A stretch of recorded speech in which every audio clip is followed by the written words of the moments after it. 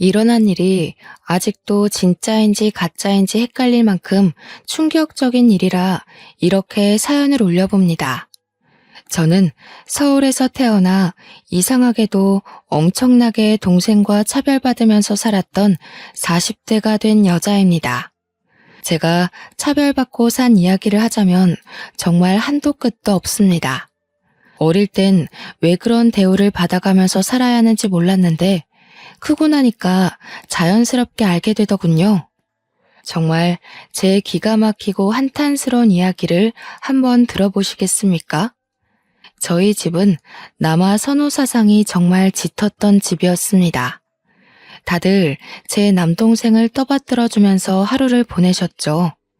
그런데 제 편일 줄 알았던 엄마까지도 아들 하니까 저는 정말 미칠 지경이었습니다. 적어도 엄마만큼은 제 편을 들어줘야 하는 게 아닐까요? 다들 아들 한다지만 엄마도 저와 같은 여자라는 성별을 타고난 사람이니까요. 세상에서 차별받으며 제일 억울하고 슬프고 치사한 게 뭔지 아세요? 바로 음식입니다. 먹는 걸로 치사하게 굴면 정말 세상에서 제일 하찮은 인간이 되는 듯한 기분을 느끼게 되었어요. 저는 매일 된장찌개에 김치가 일상인 밥상이었고 동생은 늘 소고기에 햄에 먹고 싶다는 걸 다 차려주셨죠. 제가 학교 끝나고 돌아오면 동생은 산의 진미가 어우러진 어마어마한 밥상에서 밥을 먹고 있었지만 제 몫은 김치와 찌개였습니다. 당연히 동생과 저는 발육 상태에서부터 차이가 날 수밖에 없었습니다. 남동생은 소화비만인 반면 저는 깡마른 영양실조와 다름없는 몸을 가지고 있었습니다. 동생과 길을 걸어가기라도 하면 남매라고 생각하는 사람이 전혀 없을 정도였으니까요. 조금 크고 나서부터는 제가 남동생에게 괴롭힘을 당하는 앤 줄 알고 저를 도와주겠다는 사람이 나타날 정도였습니다. 그러니 이 차별이 얼마나 오랜 시간 지속되었고 제가 얼마나 서러움을 당했을지 이해가 가십니까? 집안에서 새는 바가지 밖에서도 샌다고 하잖아요. 집에서 저를 무시하니까 당연스럽게 남동생도 저를 무시하기 시작했습니다. 아주 엄마랑 둘이 짝짝꿍이 맞아가지고 저를 두고 이래라 저래라 난리를 치는데 하루 종일 서럽지 않은 시간이 없을 정도였습니다. 우리 아빠는 해외에 발령을 나가 있었던 상태라 한국에 있지도 않았고요. 그나마 유일하게 집에서 제 편을 들어주는 아빠가 오랜 시간 부재 상태로 있으니 저는 정말 하루가 지옥 같았습니다. 친할머니고 외할머니고 할 거 없이 죄다 저를 미워하셨어요. 할머니들이 오시면 당연히 우리 똥강아지 내 새끼는 동생을 향한 말이었죠. 시장 갔다가 생각나서 사왔다고 동생에게는 사탕을 하나를 안겨주셔도 제 몫은 단 한 개도 없었습니다. 동생만 데리고 공원에 놀러가고 전시회를 다니시면서 일상을 보내시는 게 취미셨어요. 저는 방 안에 틀어박혀 할 수 있는 거라곤 공부밖에 없었습니다. 다들 놀러 다니느라 바쁜 시기에 저는 공부만 했으니 제 머리가 얼마나 좋았겠어요. 하지만 저를 위해 단 한 푼도 쓰지 않던 엄마는 알아서 잘하니까 끝까지 혼자 하라며 동생에게만 학원을 보내주셨습니다. 이런 차별은 차별도 아니죠. 동생이 소아비만이었던 데다가 남자이기 때문에 체격이 조금 큰 편이었습니다. 살다 동생 옷을 물려받아 입은 사람은 주위에 저 하나뿐이었을 겁니다. 동생이 유행 지났다고 안 입는다고 내던진 옷은 고스란히 제 옷장에 들어오게 되었습니다. 저도 안 입고 싶다, 새 옷 사달라고 하면 없는 형편에 무리한 거 요구한다면서 저한테 멋부려서 어디다 쓸 거냐고 호댓말을 하셨어요. 그래봐야 남자밖에 더 꼬시겠냐며 그렇게 살면 누가 좋아하겠냐고요. 단지 다른 친구들처럼 분홍색 옷, 여성스러운 옷을 입고 싶었던 것뿐인데 제 몸에 맞는 옷을 입고 싶었던 것뿐인데 말이죠. 정말 토가 나오게 힘들었다는 말이 딱 어울리지 않겠습니까? 19살 고3 시절은 더욱더 가혹했습니다. 문제집 하나 사주지 않아서 남들이 다 풀고 버린 문제집을 주워다가 지우개로 박박 지워 문제를 풀었습니다. 담임 선생님께서 오죽 불쌍했으면 교사들에게 주어지는 문제집을 저에게 주시면서 공부하라고 하셨을까요? 저는 그것조차 기꺼이 받아 공부를 했습니다. 친구들은 저에게 동생이 하고 다니는 거 보면 집이 가난한 것도 아닌데 왜 그러느냐 했습니다. 저는 몰랐습니다. 우리 집이 가난한 줄 알았거든요. 저만 보면 돈이 없어서 못 해준다, 돈이 없어서 돈을 벌어와라, 이 말만 반복했기 때문에 우리 집이 가난한 줄 알았습니다. 그런데 동생이 입고 다니는 옷들은 전부 수십만 원이나 하는 메이커 제품이라고 하더라고요. 옷을 사본 적이 없어서 그 값이 얼마인지도 모르고 살았던 거죠. 그렇게 혹독한 고3 시절을 보내고 난 뒤 저는 결실을 맺었습니다. 제가 서울에 있는 유명한 대학에 턱하니 합격을 하게 된 것이었죠. 수능 당일 엄마가 싸준 떡을 먹고 속이 메스꺼려 문제에 집중을 못한 것 치고는 꽤 좋은 성적이었습니다. 제가 대학에 합격했다고 등록금을 주셨으면 한다고 이야기했을 때 온 집안 사람들은 저를 앉혀놓고 못된 말을 했습니다. 어디 여자가 대학을 가려고 하냐부터 시작해서 집안 살림이 빠듯한데 꼭 대학을 가야겠냐고 취업을 하라는 이야기였죠. 거기에 1살 어린 동생이 이제 고3인데 누나가 좋은 대학에 가면 길을 못 펴고 공부를 못할 거라는 이야기까지 덧붙였습니다. 남동생은 머리까지 나쁜 우매한 인간이었음에도 불구하고 저보다 남동생이 대학을 가야 한다는 이야기였죠. 그날 처음으로 저는 대들었습니다. 우리 집 가난한 거 아니지 않냐고, 내 등록금은 아빠가 벌어오는 거 아니냐고요.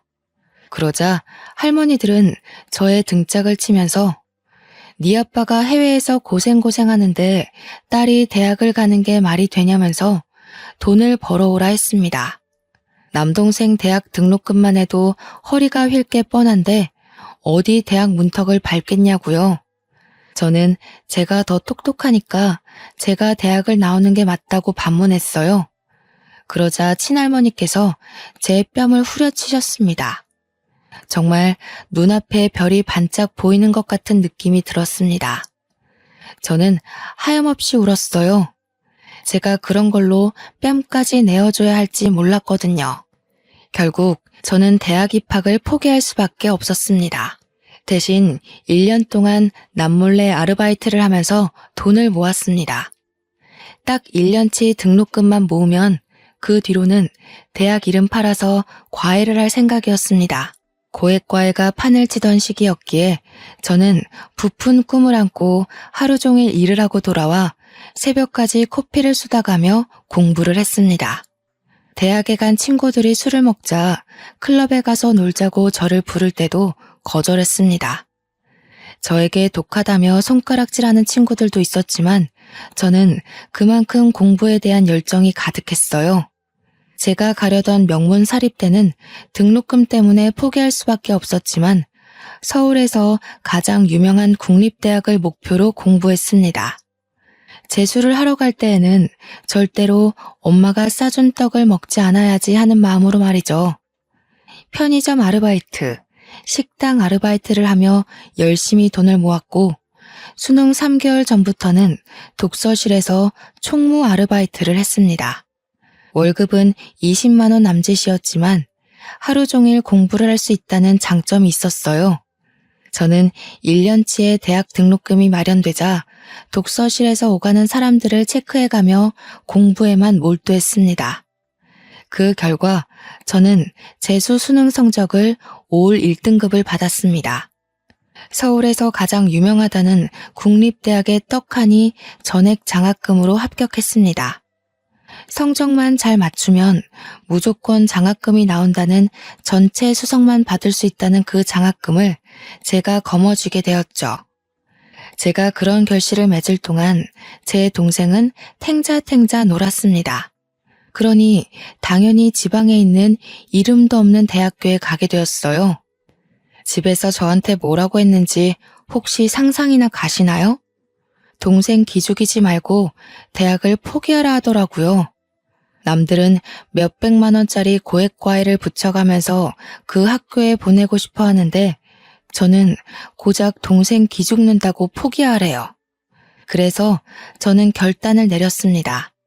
집을 나와버렸어요.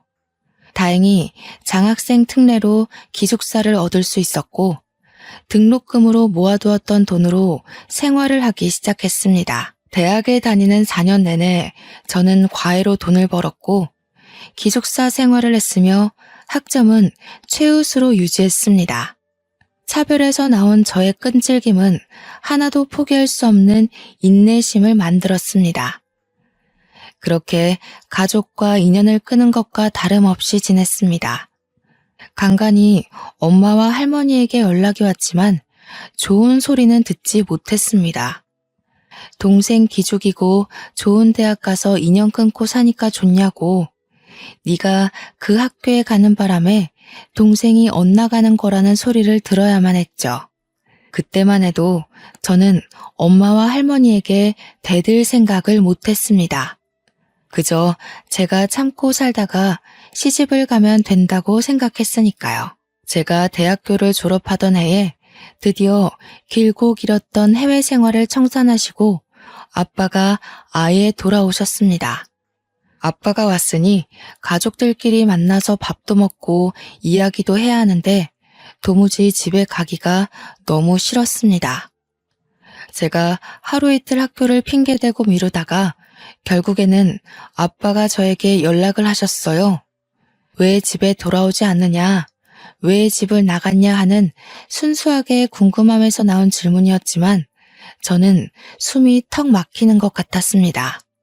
엄마 밥을 먹으면서 살아야 힘이 나지 왜 밖에서 그러고 살아 하는데 가슴에서 쿡 찌르는 분노가 일더라고요. 그래서 천하태평 해외에서 시간 보내느라 아무것도 몰랐을 아빠에게 와다다 다 쏟아냈습니다.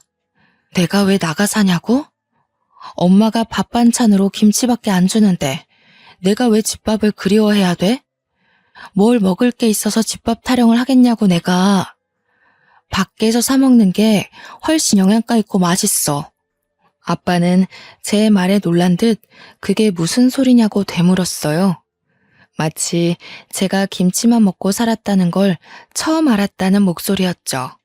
우리 아빠는 방관자였습니다. 말 그대로야. 김치만 먹고 살았다고. 동생은 맨날 고기 주고 생선 줘도 나는 김치에 찌개만 먹고 살았다고.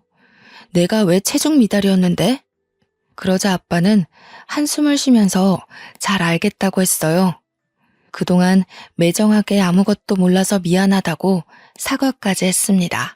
아빠가 나를 그렇게 차별한 게 아니었는데 괜히 화풀이는 아빠에게 하고 저는 눈물이 쏟아질 것 같았습니다. 아빠는 정말 아무것도 모르는 바보였어요. 할머니들도 모조리 다 공범이라고 나한테 대학도 가지 말라고 했다고. 내가 왜 그 좋은 대학에 합격하고도 재수를 했는 줄 아냐? 등록금 못 대준다고 해서 그렇다고. 그래서 재수한 거라고 다 쏟아냈습니다. 제 이야기를 들은 아빠는 엄마에게 화를 냈어요. 후폭풍이 두려웠지만 속이 얼마나 시원했는지 모르겠네요. 제 나이 25살에서야 드디어 알을 깨고 나온 듯한 기분이 들었습니다. 아빠랑 한바탕 싸운 건지 엄마가 전화를 해서는 저에게 꼭 그걸 말로 뱉었어야 했냐고 저에게 화를 냈습니다. 아빠가 어떻게 대학 등록금도 주지 않아서 애를 저 고생하게 만들었냐고 했다는데 그거야말로 제가 잘못한 게 아니잖아요. 엄마가 맨날 돈 없다 하면서 이름 모를 대학에 간 동생 자취방 얻어주고 생활비 대주고 하느라 돈이 없는 거죠. 저는 엄마한테 다 이야기를 했어요. 내가 차별받고 자란 게 어떻게 마음의 병이 되지 않을 수 있겠냐고요. 저한테 키워준 은혜도 모르고 아빠와 자기 사이를 갈라놓으려고 한대요. 어떻게 엄마라는 사람이 저한테 그런 소리를 할 수 있을까요? 멀리서 아빠가 엄마한테 또 내 딸한테 전화해서 뭐라 하는 거냐고 성질을 부리는 소리가 들렸습니다. 엄마는 서둘러서 전화를 끊으셨고 저는 속으로 아빠를 응원했습니다. 당연히 서울에서 제일 좋은 국립대를 졸업했는데 취직이 힘들었을까요? 저는 대기업에 떡하니 취직을 했습니다. 제가 취업을 하는 동안 남동생은 학사 경고를 맞고 졸업장도 받지 못한 채로 미루던 군대에 갔습니다. 그렇게 가기 싫다고 난리를 치고 미루더니 24살에서야 겨우 군대를 간 꼴이었죠. 자기보다 어린 선임들에게 머리를 조아려야 한다고 너무 힘들다고 매일같이 엄마한테 우는 소리를 했대요. 근데 우리 엄마 정말 매주 면회를 가더라고요. 코앞에서 자취를 하는 저를 보러 온 적은 단 한 번도 없었으면서 그 흔한 반찬통 한 번 줘본 적 없으면서 남동생 면회 갈 때는 정말 바리바리 싸들고 간대요.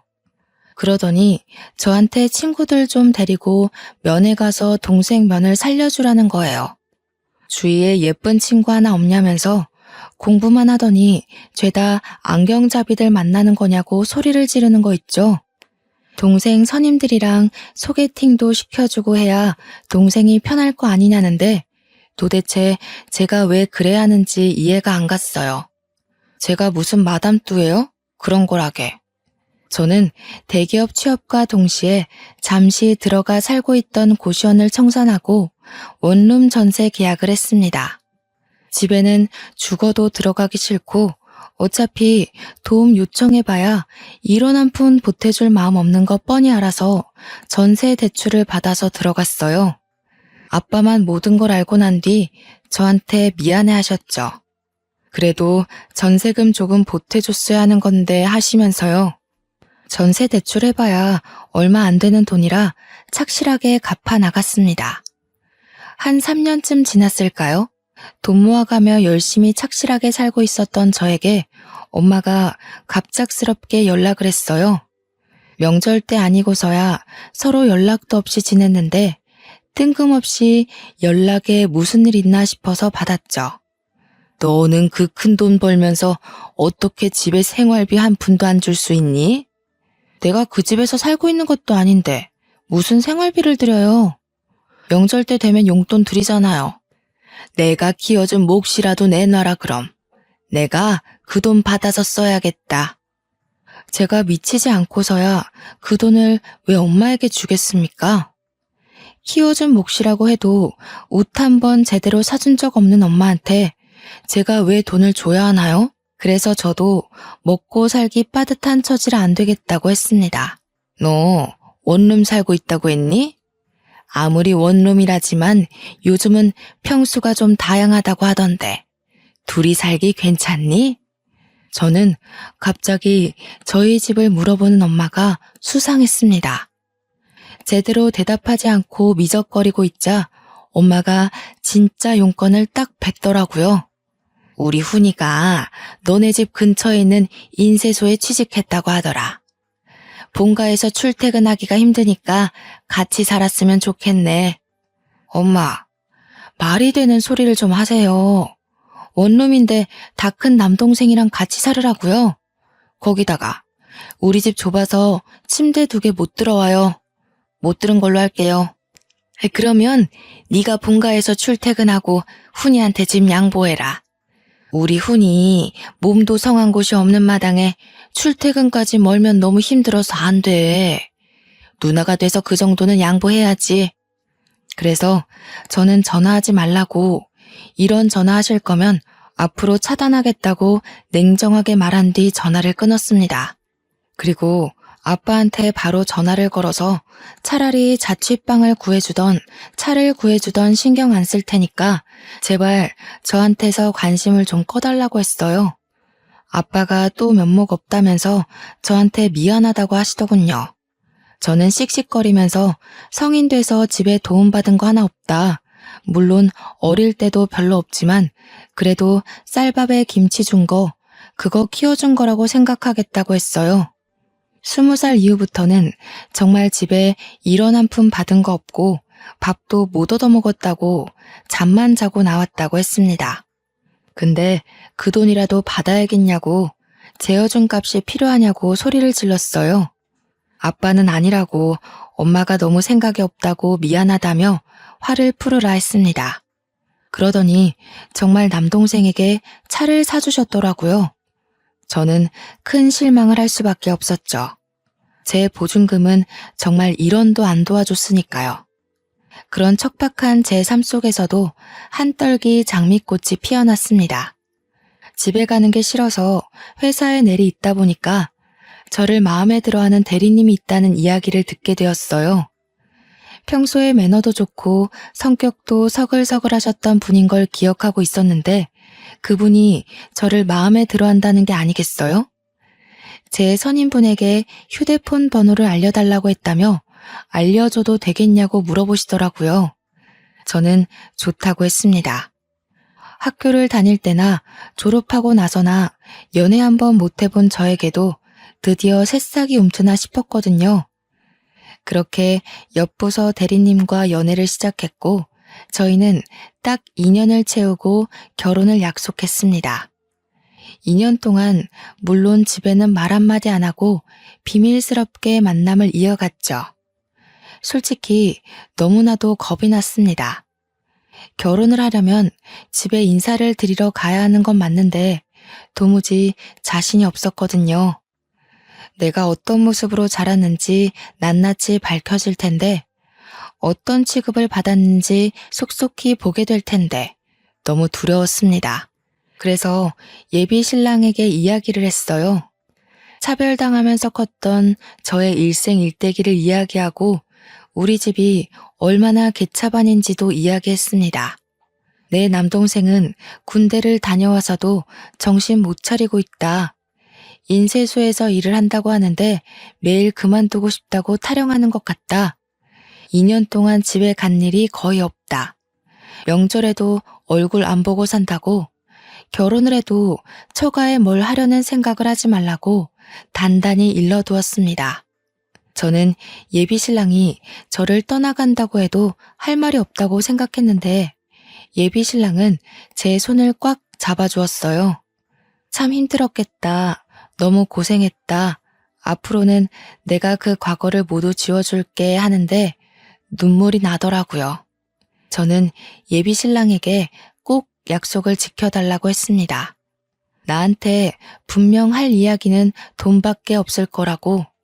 대신 우리 집이랑 인연 끊고 살 거고 절대로 돈 줄 일 없을 거라고. 혹시나 집에서 돈 이야기 꺼내면 절대로 모른 척하고 받아주지도 말라고 이야기를 했습니다. 그리고 그 이야기는 시댁 가서도 똑같이 했어요. 제가 차별당한 역사를 들으신 시모는 눈물을 찍어내셨고 시부는 분노하셨습니다. 우리 똑 부러지는 며느리를 누가 그런 대우를 받게 했냐고 혼쭐을 내주시겠다고 했죠. 저는 울다 웃으면서 예비 시부모님에게 평생 잘하겠다고 약속을 드렸습니다. 남아 선호 사상 때문에 저를 ATM 기계인 줄 안다고 이해를 부탁드렸습니다. 대신 절대로 피해를 끼치지 않을 거고 인연 끊을 거라고요. 시부모도 남편처럼 저를 꼭 안아주시며 앞으로는 우리가 가족이다. 우리가 네 부모다 하셨습니다. 알고 보니 시모도 집안에서 남아선호 사상 때문에 고생하며 자랐다고 하시더라고요. 그래서인지 통하는 게 참 많았습니다. 그렇게 오지 않길 바랐던 상견례 날이 되었습니다.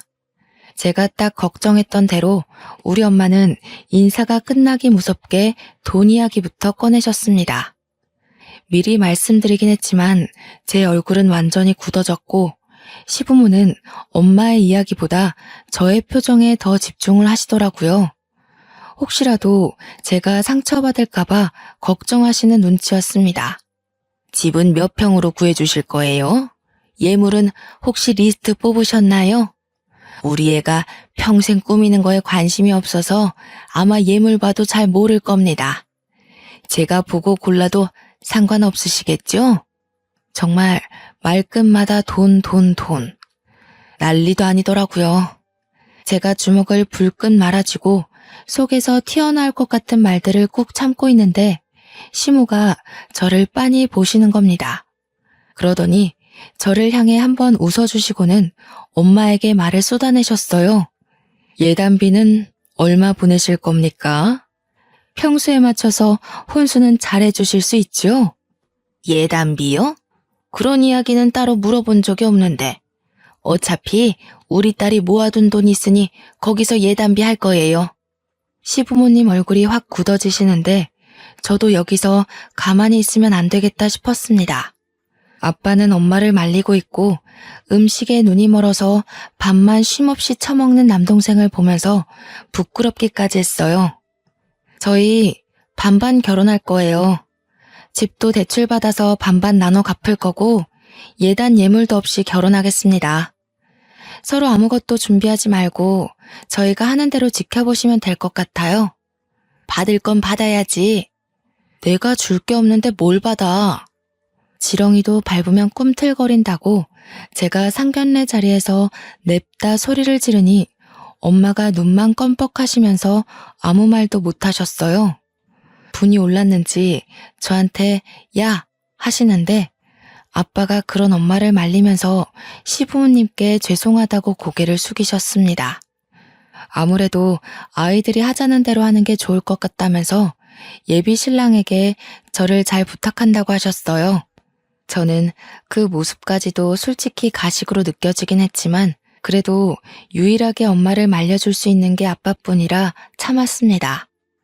엄마는 상견례 자리에 나와서도 저에게 받을 거 다 받아라, 우리도 뭐 좀 챙겨주고 해라 했지만 저는 다 무시하고 참견하지 말라고 했죠. 키워봐야 다 소용없다면서 소리치는 엄마를 단 한 번도 뒤돌아보지 않고 집으로 돌아왔습니다. 아무튼 그 뒤로 서로 마주할 일 없이 엄마의 불만이 가득한 채로 결혼식장에 서게 되었습니다. 엄마는 끝까지 나에게 바보 멍청이라고 했지만 저는 엄마가 그렇게 투정을 부릴수록 결혼을 잘했다고 생각했어요.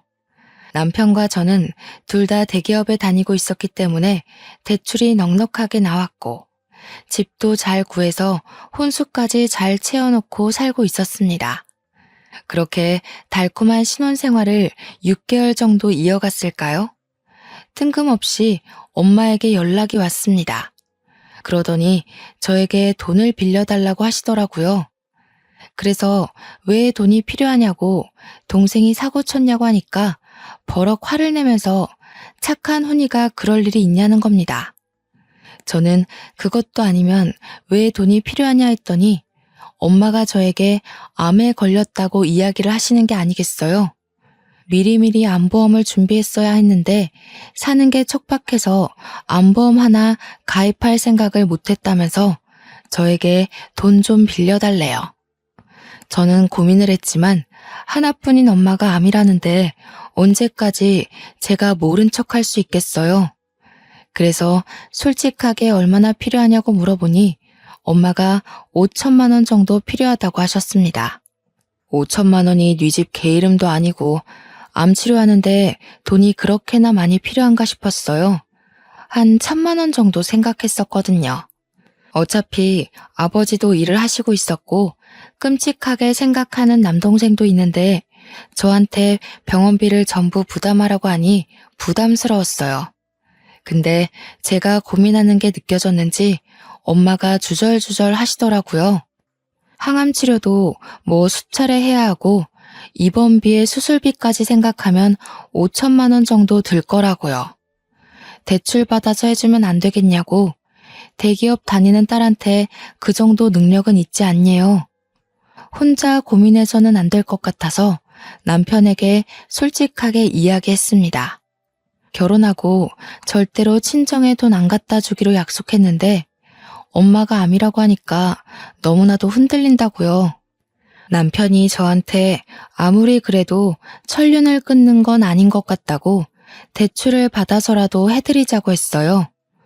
혹시나 장모님이 잘못되기라도 하면 그 죄책감을 어떻게 씻을 수 있겠냐고요. 저는 남편에게 너무나도 고마웠습니다. 그래서 당장 대출을 받아서 엄마에게 드렸어요. 꼭 병 고치고 오라고 했습니다. 그러고 나서 엄마는 치료를 받는다, 수술을 한다, 별 말이 없었어요. 저는 솔직히 걱정이 되기도 하고 또 어떻게 진행되고 있는지를 알아야 하지 않겠어요. 그래서 아빠한테 연락을 했어요.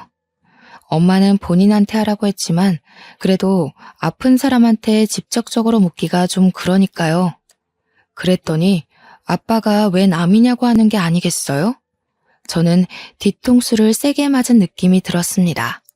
그 길로 친정에 찾아가서 엄마한테 엄마 암이라고 나한테 돈 가져갔잖아. 근데 아빠는 왜 몰라? 하고 물어봤어요. 엄마는 당황해하고 옆에 있던 아빠는 도대체 이게 다 무슨 소리냐고 소리를 치고 나한테 항암 치료며 입원비며 수술비까지 해서 5천만 원 대출받으래서 대출받아서 줬잖아. 아이고 가만히나 있지 정말. 네가 이를 다 키우고 망치는구나. 그래 나 암 아니다. 네 동생이 사업하고 싶다고 한 번만 도와달라는데 어떻게 하니? 누나가 돼서 여태 동생 하는 모든 앞길을 막았으면 그 정도는 도와줄 수 있지 않니? 이게 다 우리 집안 기둥이 살아야 잘 되는 거 몰라서 그래? 동생이 인쇄소도 진즉 때려쳤다고 하더라고요. 도무지 남 밑에서 굽신거리면서 일하는 게 적성에 안 맞는다고 하면서 사업을 하겠다고 했대요. 당연히 아빠는 반대했고 돈 나올 구석이 없으니 저한테 거짓말을 치고 돈을 받아간 것이었습니다. 대기업 다니는 누나가 있는데 초기 비용이 뭐가 걱정이겠냐고 하면서 5천만 원을 고스란히 동생에게 줬다는 겁니다. 그 순간 동생이 러닝 셔츠 하나 입고 배를 벅벅 긁으면서 까치집한 머리로 하품하며 나오는데 진짜 미치겠더라고요. 누나 왔어? 누나가 준 돈 잘 썼어. 누나 덕분에 나 큰 돈 벌 것 같아. 개소리 하지 말고 당장 내 돈 갚아. 나도 그거 대출 받아서 준 거라고. 엄마가 암이라고 거짓말해서 준 돈이라고. 아이씨, 누나. 투자의 기본은 냅두는 거야, 어? 내가 코인 제대로 된 거에 시게 투자했으니까 2배로 불려줄게. 알겠지? 저는 진짜 숨이 턱 막히는 기분이었습니다. 이걸 남편한테는 어떻게 이야기해야 할지 막막했어요. 아빠는 저 대신 화를 내고 있었고 엄마는 그런 아빠한테 애 기죽이고 있다며 화를 냈고요. 결국 그 돈은 종이 조각이 되고 말았죠. 코인이라는 게 어떻게 무조건 벌 수만 있겠습니까? 죄다 잃고 저한테 배째라는 식으로 나오더군요. 저는 정말 친정과 인연을 끊기로 했습니다. 연락도 받지 않고 찾아가지도 않고요. 남편은 저에게 5천만 원으로 인생 공부했다는 셈 치자고 했습니다. 내용 증명을 보내버릴까 하다가 남편이 극구 말려서 참았습니다. 그 와중에 아빠는 저한테 미안하다며 일부라도 갚겠다고 저에게 2천만 원을 송금해 주셨습니다. 아빠도 저에게는 방관자나 다름없었기에 저는 그 돈을 그냥 받았습니다. 미안하다는 아빠의 말이 진심일지 거짓일지 몰라도 저도 남편에게 미안해서 그냥 받았어요. 그러고는 정말 아빠와도 그 누구와도 연락하지 않고 지냈습니다. 그렇게 몇 개월이 지나고 저희에게 소중한 생명이 찾아왔습니다. 시댁에서는 경사가 났다면서 저를 위해 한약도 지어주시고 병원도 매번 같이 가주셨어요. 제 배가 티나게 불러올 즈음 저에게 친정의 말을 해야 되지 않겠냐고 했고 저는 싫다고 했지만 시부도 저를 설득했어요. 아무리 그래도 손주가 생기면 달라지는 법이라고 연락을 해보는 게 좋겠다고 하셨습니다. 저는 끊임없는 시댁의 설득에 결국 친정 부모님께 말씀을 드렸습니다. 임신했다고? 4개월인데 이제서 이야기한단 말이야? 사돈댁에서 뭐 해줬니? 가방이나 하나 받아와라.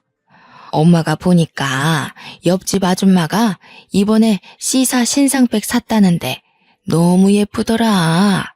나도 네 덕에 명품백 한번 들어보자야. 저는 그 말을 듣자마자 그냥 전화를 끊어버렸습니다. 도대체 딸이 임신했다는데 가방 사달라고 조르라는 사람이 엄마가 맞습니까? 심지어 저를 위한 것도 아니고 본인을 위해서요. 저는 정말 엄마 같은 엄마가 될까봐 너무나도 두렵고 무서웠습니다. 꼭 받아야 할 임신인데 이런 생각을 하게 만드는 친정 식구들이 너무나도 두려웠어요. 그래서 정말 이번에야말로 연락을 끊겠다고 수십 번 다짐했습니다. 남들은 친정에서 몸조리를 해준다고 하는데 도대체 우리 엄마는 뭔지 모르겠더라고요. 나를 돈으로만 보고 나를 사람 취급도 안 해주는 엄마가 진짜 내 엄마가 맞는지도 모르겠고요. 늘 엄마는 진짜 나를 배 아파서 낳았어? 하고 물어보면 시덥지 않은 소리 한다고 자리를 피했던 엄마가 원망스러웠어요. 그렇게 6개월이 더 지나고 저는 떡두꺼비 같은 아들을 낳았습니다. 정말 신생아들 크는 속도는 눈에 띄더라고요. 매일같이 모유를 먹이고 아이 트림을 시키고 정말 생명이라는 게 이렇게 대단한 거구나 하는 걸 느꼈습니다. 제 품 안에서 배불리 먹고 잠든 아이를 보면서 도대체 우리 엄마는 나를 왜 그렇게 미워했을까? 어떻게 그럴 수 있을까 의문이 들었죠. 아이가 돌이 지나고 저는 모유 수유를 끊었습니다. 아이 이유식을 시작하고 분유를 번갈아가며 먹이고 늘 배불리 먹는 아이를 보며 행복했어요. 그렇게 한 1년쯤 더 지나서 제 가슴에 몽우리가 잡히는 게 느껴졌습니다. 혹시 유선이 막혀서 혹이라도 생긴 건 아닐까 병원에 가서 검사를 하니 유방암이라고 하는 게 아니겠어요. 다행히도 제가 가슴 마사지를 한다고 매일 만지다가 알게 된 터라 완전 초기였고 항암 치료만 해도 충분히 줄어들 거라고 했어요. 수술도 어렵지 않은 위치라 운이 좋다고도 하셨고요. 시부모님이 제 손을 잡고 막 우시는데 저 괜찮대요. 너무 걱정하지 마세요 하면서도 참 마음이 이상했습니다. 우리 부모도 나를 잡고 이렇게 서럽게 운 적이 없는데 우리 시부모님은 모자란 며느리도 너무 사랑해 주시는구나 하면서 뭉클했어요. 괜찮다고 했음에도 불구하고 제가 바람 불면 날아갈까 제 손을 꼭 잡고 부모님 대신 저와 함께 병원을 다녀주셨습니다. 우리 며느리 고생하면 안 되는데 마음에 병이 있어서 이랬나 보다 하시는데 눈물이 찔끔 나더군요. 언제까지 숨길 수는 없는 일이라 아빠에게만 이야기를 드렸습니다. 제가 유방암이래요.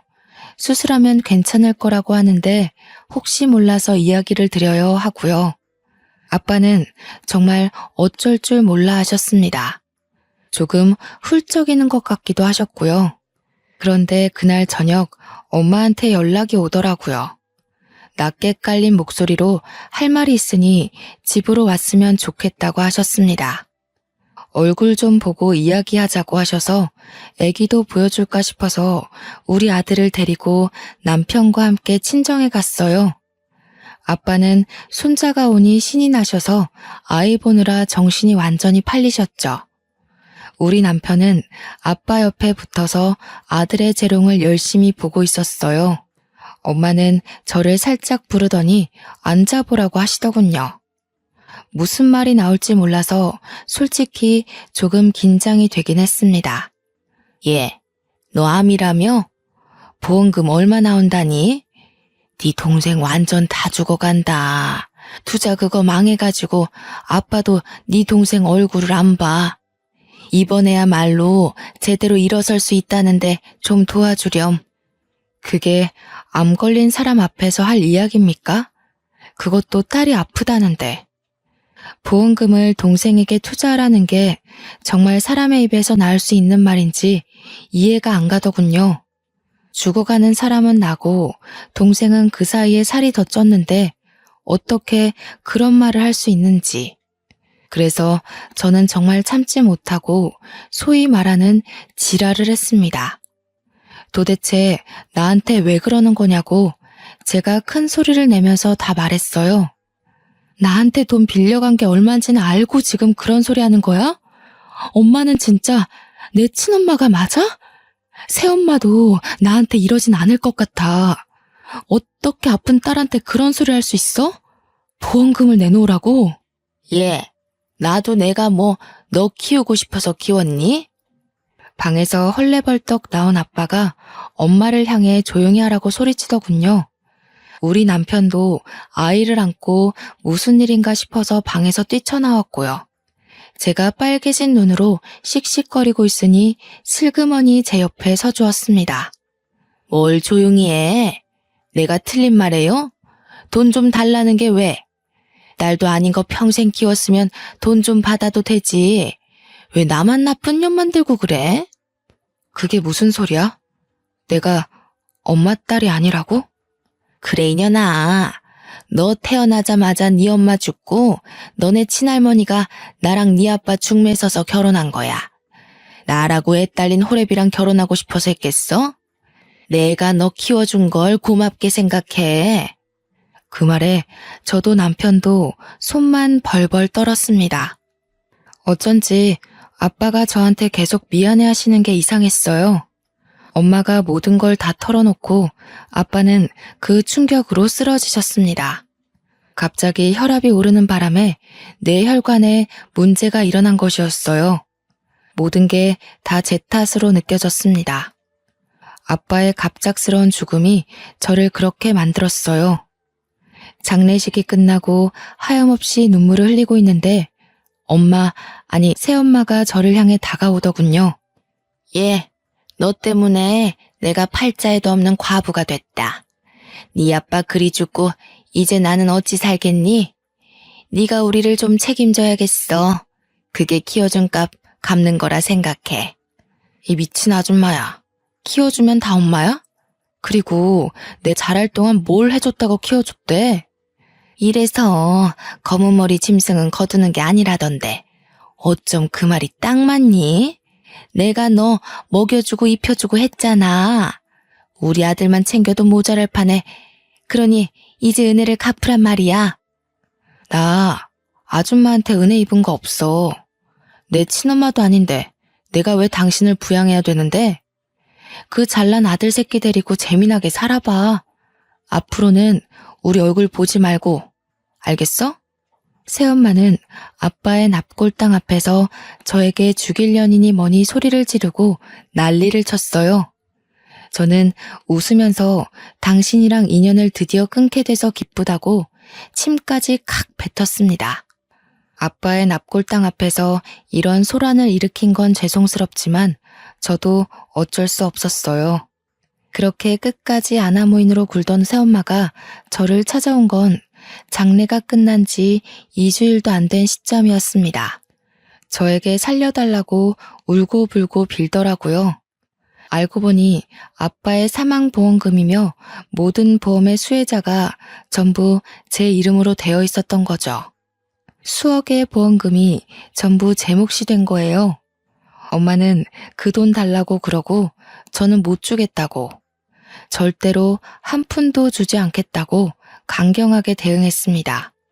집에 찾아와서 깽판 부리고 남동생은 저 스토킹하듯 쫓아다니고 결국 경찰서에 신고를 했죠. 특히 남동생은 제 일거수일투족을 쫓아다니며 사진으로 남겨놨던 게 발각되어 실형을 살게 되었습니다. 새엄마도 결국 저를 해코지하려고 했던 정황 증거가 밝혀지며 모자가 나란히 징역 1년을 받게 되었어요. 재판이 끝나는 날 남편을 붙잡고 얼마나 울었는지 모르겠네요. 그동안 차별받았던 일들도 생각나고 어떤 마음으로 나를 향한 범죄를 계획했는지 소름까지 돋아나서요. 어떻게 친딸은 아니지만 갓난아기 때부터 지켜보고 한 집에 살던 아이에게 그런 범죄를 계획했는지, 저는 모든 재판이 끝나자마자 바로 신변 보호 요청을 했고 휴대폰 번호를 바꾸어 버렸습니다. 시댁 도움으로 이사까지 마치고 나니 이렇게 속이 시원할 수가 없네요. 비록 저에게 아빠는 끝까지 방관자였지만 보험금이라도 남겨주셔서 고마운 마음이 남긴 하더라고요. 이 돈으로 제 하나뿐인 아들 잘 키우며 남편과 행복하게 시부모님의 노후를 편안하게 챙기며 살 겁니다. 아무리 남의 딸이라지만 마음으로 받아주신 시모도 있는데 평생을 살아도 새엄마의 행동은 도저히 이해가 가질 않을 것 같네요. 제가 당한 일은 아마 제 평생이 가도 지워지지 않을 것입니다. 어디 가서 털어놓기도 부끄러운 일이라 꽁꽁 숨길지도 모릅니다. 섞인 핏줄이라도 동생인데 저를 스토킹하고 제가 잘못되기만을 빌었다는 게 너무 화가 나고 무섭네요. 저는 이 일을 계기로 아무리 가족이라는 틀 안에서 반평생을 부대끼며 살았어도 가족이 될 수 없는 관계도 있다는 걸 알았습니다. 가족이 된 지 몇 년 안 된 우리 시댁 식구들과 남편이 더 가족처럼 느껴지는 이유이기도 하겠죠. 제가 당한 일들을 모두 아시고 우리 시부모님이 얼마나 제 걱정을 해주셨는지 몰라요. 평생을 옆에서 제가 보필해도 부족할 것 같습니다. 저는 앞으로 제가 가족이라고 생각하는 사람들만 챙기면서 살 겁니다. 그들과 함께 좋은 일만 생각하고 좋은 것만 보고 살아보려고 합니다. 여러분들에게도 좋은 일만 보고 느낄 수 있는 날이 오길 바랍니다. 긴 사연 들어주셔서 감사합니다.